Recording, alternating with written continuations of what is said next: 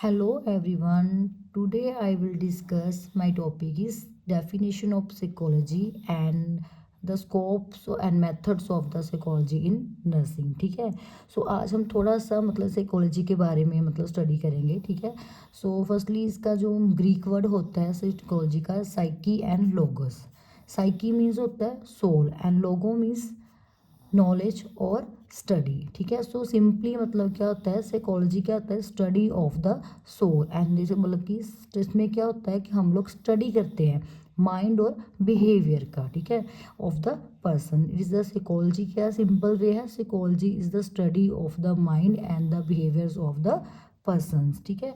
So psychology is the scientific study of behaviour and the mental process. मतलब psychology में क्या होता है कि हम लोग किस चीज़ की स्टडी करते हैं पर्सन का बिहेवियर कैसा है और उसका मेंटल प्रोसेस कौन सा कैसा है. मेंटल मीन्स उसका उनका ब्रेन का मतलब फिजिकली मेंटली सोशली मतलब उसका आई थिंक जैसे हम जजमेंट कैसे कर रहा है कैसे परसेप्शन कर रहा है कैसे इस चीज़ों को अटेन कर रहा है कैसे उसका एप्टीट्यूड कैसा है उसका. ठीक है. सो इसमें क्या होता है कि हम लोग सिंपली स्टडी करते हैं पर्सन के बिहेवियर को और उसके मेंटल प्रोसेस को उसको हम लोग बोलते हैं साइकोलॉजी. सो सिंपली आप लोग याद कर सकते हो कि psychology is the study of the mind and the behaviour of the persons. ठीक है.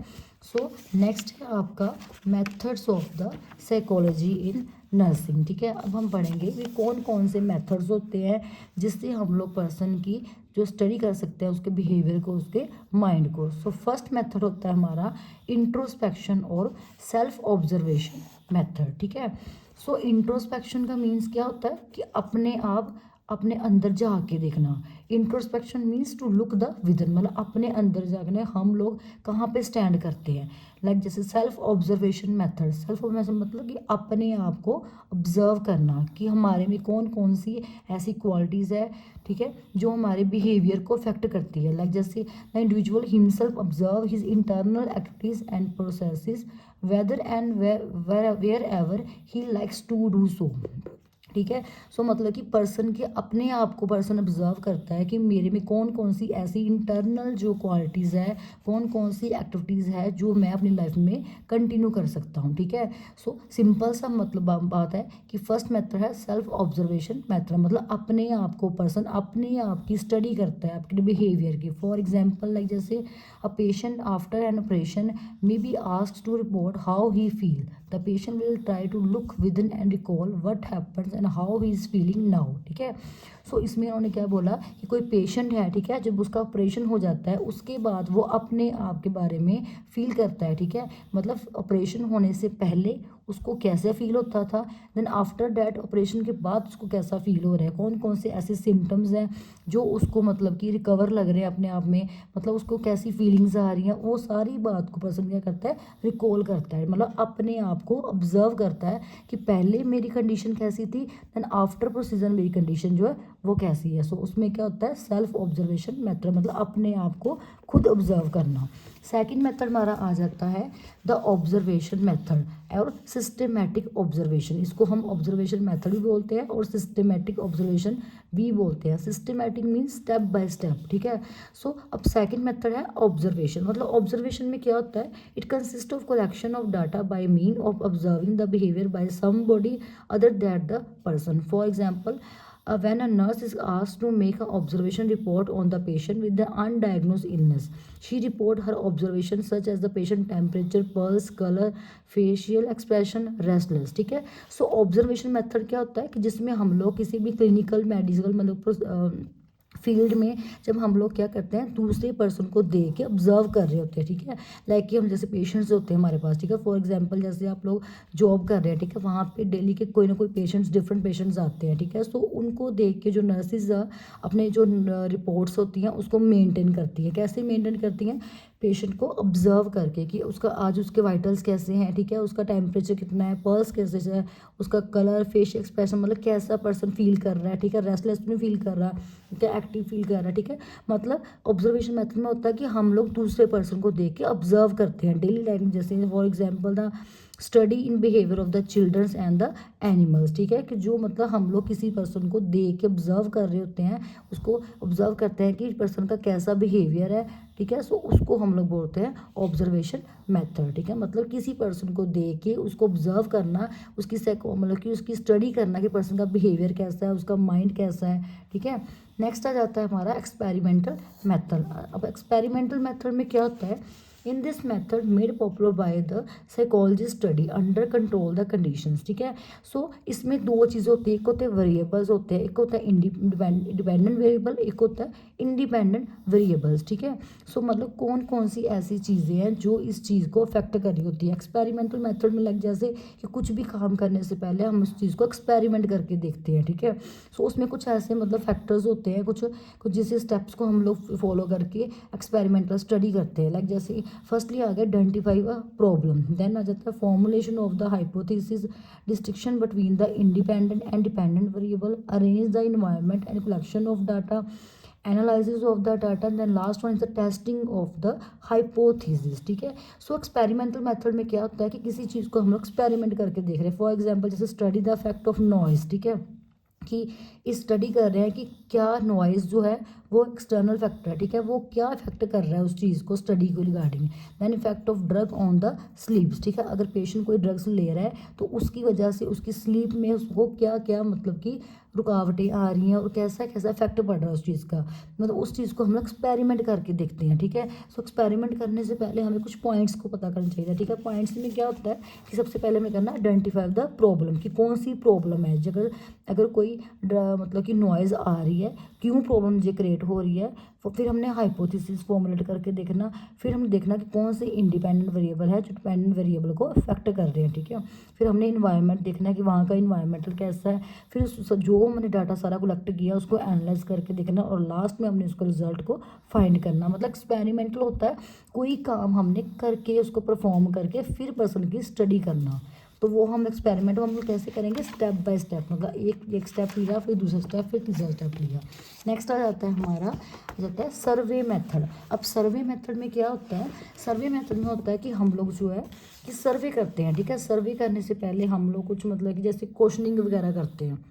Like this method is use the questionnaire, checklist, rating scale, ranking, inventories to assess the different aspects of the behavior, emotion and the aptitude। मतलब किसी person का behaviour को assess करने के लिए उसकी इमोशंस को देखने की है, देन उसको मतलब उसका एप्टीट्यूड कैसा है, इन तीनों चीज़ों को असेस करने के लिए हम लोग क्या करते हैं, कुछ ऐसे सर्वे करते हैं।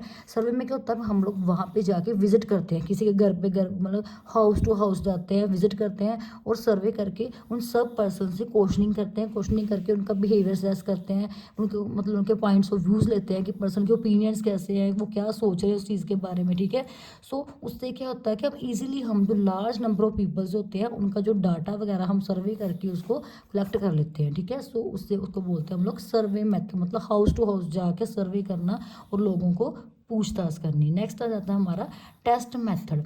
टेस्ट मेथड में क्या होता है कि abilities, interest, attitude, intelligence are the measure by this method by making use of the carefully devised and standardise the test. मतलब कुछ ऐसे टूल्स बनाते हैं, कुछ टेस्ट वगैरह प्रिपेयर करते हैं जिसमें कुछ क्वेश्चंस रखे होते हैं हमने, ठीक है। उससे क्या होता है कि जो जितने ज़्यादा पीपल्स ज़्यादा होंगे तो वो टेस्ट जो हमने मतलब कि तैयार किया होता है वो हम लोग पेशेंट को सबको क्या करते हैं, प्रोवाइड कर देते हैं। और उससे क्या होता है, एक तो हमारा टाइम सेव हो जाता है, ठीक है, और जो हमारे एफर्ट ज़्यादा हमने लेने होते हैं वो चीज़ हमारी कम हो जाती है। टेस्ट मेथड जैसे आप लोग क्लास में क्या होता है कि फॉर एग्जांपल जैसे क्लास में आप लोग देखो कि एक टीचर हमें पढ़ा रही है, ठीक है, समटाइम हमें कोई लेक्चर दे रही है और नेक्स्ट टाइम वो हमें टेस्ट दे देते हैं कि हाँ जो मैंने आज आपको पढ़ाया उस चीज़ का मैं कल आपको टेस्ट लूँगी। उसमें हम लोग क्वेश्चन वगैरह डाल देते हैं और उससे क्या जाता है कि जो बच्चों की लास्ट में ओवरऑल जो उनकी परफॉर्मेंस आती है, कुछ बच्चों के मार्क्स अच्छे आते हैं, कुछ के मार्क्स अच्छे थोड़े कम आते हैं, ठीक है। उससे क्या हो जाता है कि हम लोग ऑब्जर्व कर सकते हैं कि बच्चों को कितना मतलब बच्चे हमारी बातों को अंडरस्टैंड कर रहे हैं और उनकी परफॉर्मेंस जो है ओवरऑल कैसी आ रही है, ठीक है। सो वो हो जाता है हमारा टेस्ट मेथड, मतलब किसी की साइकोलॉजी, उसके माइंड, उसके बिहेवियर को, उसकी क्वालिटीज़ को चेक करने के लिए हम लोग टेस्ट मेथड यूज़ करते हैं। नेक्स्ट आ जाता है हमारा केस हिस्ट्री और clinical method. Case history clinical method में क्या होता है कि हम लोग क्या करते हैं, स्पेसिफिक एक पर्टिकुलर कोई केस ले लेते हैं, उसको इन डीपली जाके हम लोग उसको सेस करते हैं, ठीक है। जैसे लाइक केस हिस्ट्री, इंटरव्यूज़ लेके, होम विजिट करके, साइकोलॉजिकल टेस्ट, द पर्पस, ठीक है। सो इसमें क्या होता है कि हम एक पेशेंट का जो पूरा मतलब कि इंफॉर्मेशन जो सारी है उसकी हम मतलब कि इसको लेते हैं। क्यों लेते हैं? ताकि हमें पता चल जाए कि उस पर्सन का केस कैसा है, ठीक है। सो जैसे फॉर एग्जाम्पल आप लोग सोच लो, हमारे पास कोई पेशेंट आया, ठीक है, हॉस्पिटल में, तो वो उसको स्पेसिफिक कोई डिजीज़ कंडीशन है, लाइक कोई भी डिजीज़ आप सोच लो हो सकती है, ठीक है। सो हम लोग क्या करते हैं, उस पेशेंट को हम लोग क्या करते हैं, प्रॉपरली उसको सारा उसके केस को स्टडी करते हैं, उसके पास हिस्ट्री चेक करते हैं, प्रेजेंट चेक करते हैं, ठीक है। देन हम लोग देखते हैं पहले इसमें क्या थी, कौन कौन सी चेंजेस आए, फिर इस टाइम इसमें मतलब केस हिस्ट्री, मतलब पूरी प्रॉपरली उसकी केस हिस्ट्री हम लेते हैं। उसके रिगार्डिंग हम उसकी पूरी इन्फॉर्मेशन जो है सारी कलेक्ट करते हैं, उसकी फैमिली से पूछते हैं, ठीक है। लाइक जैसे उसके सब जो सिबलिंग्स होते हैं, टीचर्स होते हैं, स्कूल मेट्स होते हैं, मतलब स्कूल में जाके पूरा रिकॉर्ड वगैरह जो हमारे डॉक्यूमेंट्स के पड़े होते हैं वो सारे पुराने रिकॉर्ड्स चेक करके हम स्पेसिफिक किसी केस को फाइंड करने के लिए उसकी स्टडी करने के लिए हम लोग कौन सा मेथड यूज़ करते हैं, केस हिस्ट्री और clinical method. So last one method आ जाता है हमारा जेनेटिक और डेवलपमेंट मेथड। जेनेटिक में हेरिडिटरी, जो हमारे बाय बर्थ ही हमारी स्टार्ट हो जाती है। डेवलपमेंट मेथड मतलब, डेवलपमेंट मतलब जो जो हम लोग अपनी लाइफ में डेवलप करते हैं, हमारा एज के अकॉर्डिंग हमारा बिहेवियर, हमारे इमोशंस, हमारा इंटरेस्ट, हमारी फीलिंग्स, वो क्या जाती है, चेंज हो जाती है, ठीक है। सो जेनेटिक डेवलपमेंट मेथड से क्या होता है कि ग्रोथ ऑफ द बिहेवियर, मतलब कि जैसे जैसे पर्सन अपनी लाइफ में डेवलप कर रहा होता है तो उसका बिहेवियर जो है वो साथ साथ में वो क्या हो जाता है, चेंज हो जाता है, ठीक है। वैसे for example to understand the learning behaviour of the adult, the study will start from childhood to adolescence. हम कहते हैं कोई अडल्ट पर्सन है, उसके बिहेवियर को हमने असेस करना है, ठीक है। सो हम लोग क्या करेंगे, उसके चाइल्डहुड पीरियड से लेके उसके अडोल्सेंस तक उसकी जो भी सारी हिस्ट्री है, सारा उसका वो उसको हम लोग क्या करेंगे, साइकोलॉजी को असेस करेंगे। उससे क्या होगा कि हमें पता चल जाएगा कि पर्सन जो है उसका पहले उसका कैसा था, मतलब जो जो उसकी एज डेवलप हुई, इंक्रीज हुई, तो क्या क्या उसके बिहेवियर में क्या क्या उसके चेंजेस आए with the help of the development method, ठीक है। सो ये थे हमारे मेथड, कौन कौन से मेथड्स हैं जिनसे हम लोग पर्सन का बिहेवियर उसका जो असेस कर सकते हैं और स्टडी कर सकते हैं उसकी माइंड की, ठीक है। Okay, thank you.